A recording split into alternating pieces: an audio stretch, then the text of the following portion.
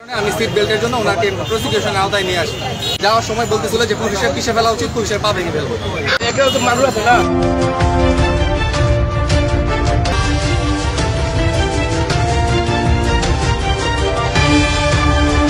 যিনি ড্রাইভার ছিলেন উনি সিট বেল্ট পরা ছিলেন না,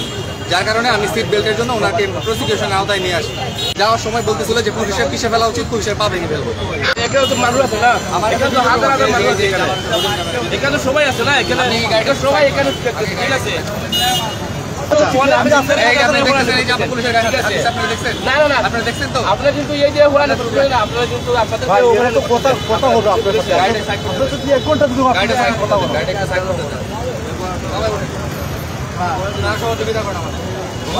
দেখি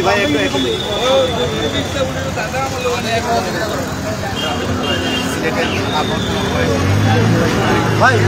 গাড়ি আটক করেছে আমাদের গাড়ি আছে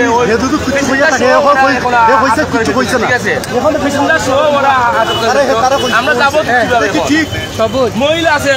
গাড়ির ভিতরে সবুজ দেখেন আপনারা ভিডিও করেন গাড়ির ভিতরে মহিলা আছে দেখেন গাড়ির ভিতরে ভাই আমাদের ওরাও যে আমাদের নিরাপত্তা যদি না থাকে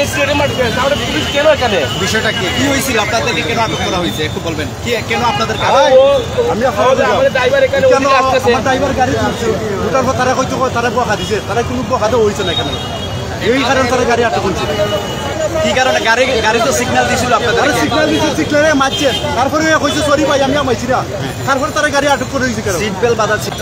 আমরা ডাম্পিংয়ে নিয়ে যাবো ডাম্পিংয়ে নিয়ে যেতে দিচ্ছে না এখন এখানে একটা সিরা পার্টি পাঠান আর যাত্রী যারা ছিল এখানে যাত্রীরা ওনারাও এখানে গাড়ি থেকে নামতেছে এটা হচ্ছে বিষয় ঠিক আছে আম্বরকানা পয়েন্ট। আচ্ছা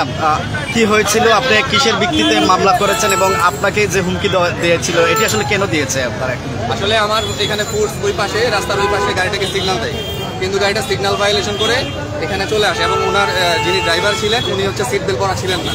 যার কারণে আমি সিট বেল্টের জন্য ওনাকে প্রসিকিউশন আওতায় নিয়ে আসি। তো প্রসিকিউশন আওতায় নিয়ে এসে ওনাকে আমি স্লিপটা ধরাই দিই, ধরাই দেওয়ার পরে উনি যখন চলে যাচ্ছিল ওনার ড্রাইভিং সিটে যাওয়ার সময় বলতেছিল যে পুলিশের পিছে ফেলা উচিত, পুলিশের পা ভেঙে ফেলবো। যার কারণে আমি এই গাড়িটাকে যেহেতু পুলিশের সাথে খারাপ আচরণ করেছে এই জন্য আমি গাড়িটাকে ডাম্পিংয়ে পাঠানো যাওয়ার জন্য আটক করেছি। এখন সর্বশেষ আসলে কি আমরা যতটুকু দেখতে পেরেছি ওরা গাড়ি থেকে নামছেন না, গাড়িতে যে যাত্রী যাচ্ছে সেক্ষেত্রে আপনারা কি এখন আমি আমাদের কন্ট্রোল অফিসে ফোন দিয়েছি, ওনারা এখন থানা পাঠাবে এবং পরবর্তী ব্যবস্থা নেবে।